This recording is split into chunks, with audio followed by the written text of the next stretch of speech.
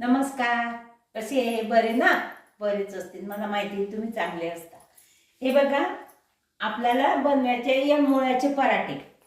हे मुळे मी छान धुवून घेतले मस्त असे, आणि याच्या वरची साल आहे ना काढून घेतली, स्वच्छ करून घेतले सगळे मुळे. आता आपल्याला याच्यामुळे याला किसून घ्यायचे. आणि याच्यासाठी लागणारं साहित्य, या मिरच्या घेतल्या, ही अद्रक घेतली, आणि हा लसूण घेतला, आणि थोडं जिरं घ्यायचं आहे आपल्याला.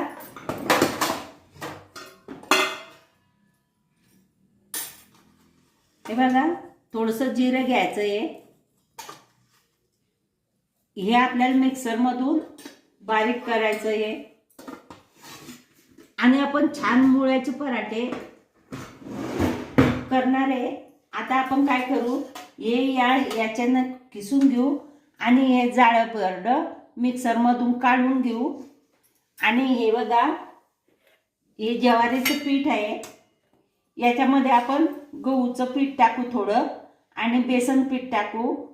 बेसन पीठ, गहूचं पीठ, आणि हे ज्वारीचं पीठ, आणि हे वाटांचं साहित्य, आणि हे मुळे आहे ना हे खिसून घेऊ. तर हे मुळे खिसते.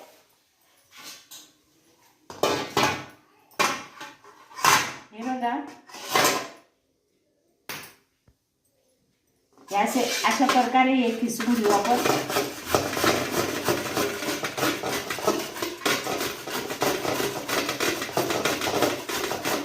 हे बघा, असं छान खिसून घेऊ. हे असे मस्त जाडे भरले. आणि हे पण मिक्सरमधून बारीक करून घेऊ. आणि मिक्सरमधून बारीक करून घेतलं का मग मी तुम्हाला दाखवते परत. हे बघा, हे मी खिसून घेतलं, आणि खिसल्यावर मिक्सरमध्ये बारीक केलं, म्हणजे जास्त बारीक पण नाही केलं.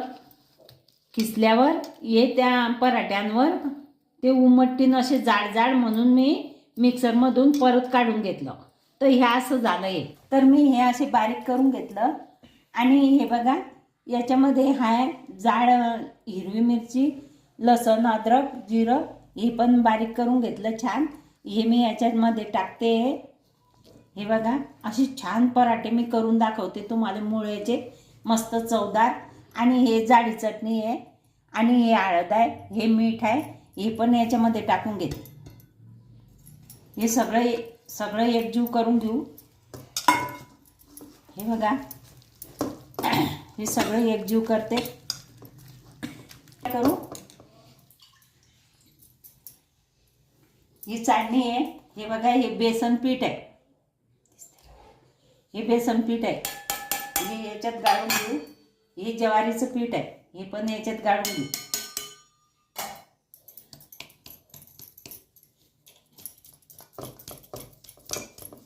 बेसन पीठ, ज्वारीचं पीठ, एक छोटी वाटी, एक छोटी वाटी, तुम्हाला आवडेल तसं घ्यायचं. आणि हे छान मस्त पराठे होतात. हे बघा, हे गहूचं पीठ आहे, हे कमीच घ्यायचं, कारण चिकट होते. मग हे कमीच घ्यायचं थोडंसं. हे मी एक वाटी घेतलंय सगळं. आता याचं प्रमाण हे बराबर झालंय. जर याच्यामध्ये पीठ लागलं तर तुम्ही बेसन पीठ टाका. आता एक वाटी हे, एक वाटी ते, असं मी सगळं हे गाळून घेतलं. आणि आता आपण याच्यात मीठ पण टाकलं, मी सगळं टाकून घेतलं. आता हे भिजवून घेऊ आपण छान. हे मुळ्याचे पराठे खूप चवदार लागतात आणि खूप छान लागतात. आपण हे मुळ्याचे पराठे बनवून घेऊ. आता हे पीठ असं छान भिजवून घेऊ, पोळीच्या पिठासारखं.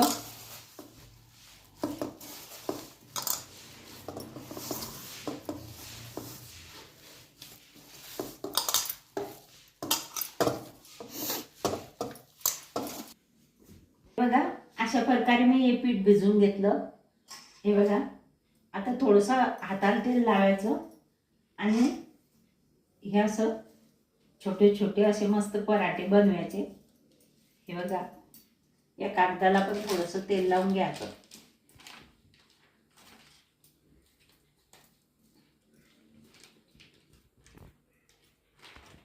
मुळ्याचे पराठे खूपच छान लागतात.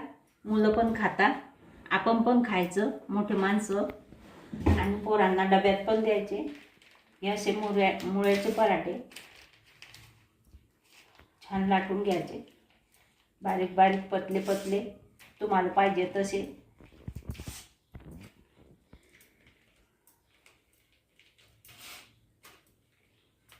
खूप छान होता, तुम्ही करून पहा, इतके चवदार लागता. त्याचं पाणी काढून टाकलं त्याचा काय उपयोग आहे? मुळा खाऊन कुच्चा पाणी काढायचं नाही.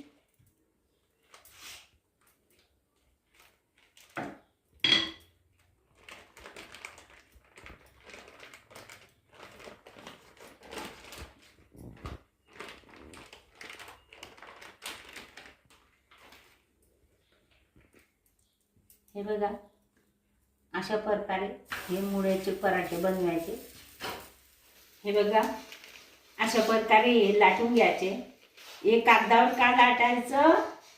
तर या मुळा असतो ना, त्या मुळामध्ये खूप पाणी असते आणि याला कितीही पीठ टाकलं तरी त्याला पाणी सुटत सुटत चालते. म्हणून काय करायचं, ते पाण्याचा पण उपयोग असतो, ते पाणी पण छान असते मुळ्यामधलं पौष्टिक. म्हणून ते पाणी काढून नाही टाकायचं, ते पाणी पण राहू द्यायचं त्याच्यात, आणि ते पाण्यासहित ते पीठ भिजायचं. ते पाण्यासहित पीठ भिजलं की ते पतलं पतलं होत चालते. म्हणून आपण या कागदावर पराठा लाटून घ्यायचा. पोळपाट्यावर हा लाटता येणार नाही. हे कागद घ्यायचे 2 असे, आणि या कागदावर हा पराठा लाटून घ्यायचा छान. असं पराठा लाटता येतो हा. आणि असं जर तुम्ही पाटल्यावर लाटलं पीठ लावून तर ते पातळ पातळ होत चालेल. लाटणं पण खराब आणि हात पण खराब, आणि पराठा पण चांगला लाटता येणार नाही. हे बघा, हे असं छान लाटता येते. कागदावर कागद घ्यायचा आणि कागदावर लाटायचं. हे असं कळीनं तेल थोडं थोडं सोडायचं आणि छान खरपूस पराठा भाजून घ्यायचा. हे बघा, किती छान भाजता येतो पराठा. कमी गॅस करायचा, फुल गॅस करायचा, आणि चांगला खरपूस मस्त भाजून घ्यायचा. कढईनं बाजूनं तेल सोडायचं.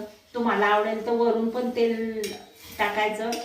मला नाही आवडत जास्त तेलकट, म्हणून मी जास्त तेल टाकत नाही आहे त्याच्यावर. आणि हे असं अदर व्यवस्थित असं काढून घ्यायचं. हा बघा, असा हातावर घेऊन घ्यायचा. छान पराठा, मुळ्याचा पराठा, आणि ते त्याच्यातलं पाणी असते ते पण पौष्टिकच असते छान. हे बघा, आणि हे बघा, हे असं टाकायचा. हे कागद दुसऱ्या रेसिपीला धुवून व्यवस्थित गड्या करून ठेवायचे, आणि याच्या कडेनं असं तेल सोडायचं व्यवस्थित, थोडंसं कमी तेलामध्ये. हे बघा, असा छान पराठा लाटून घ्यायचा. आणि अशा प्रकारे मी हे सगळे पराठे लाटून घेतले, आणि हे बघा असे ठेवले हवेशीर आणि मस्त नरम. हे सगळे पराठे मी करून घेतले. आता मी तुम्हाला दाखवते. अशा प्रकारे मी हे सगळे पराठे तुम्हाला करून दाखवले. आणि हे शेजवान चटणी पण करून दाखवली.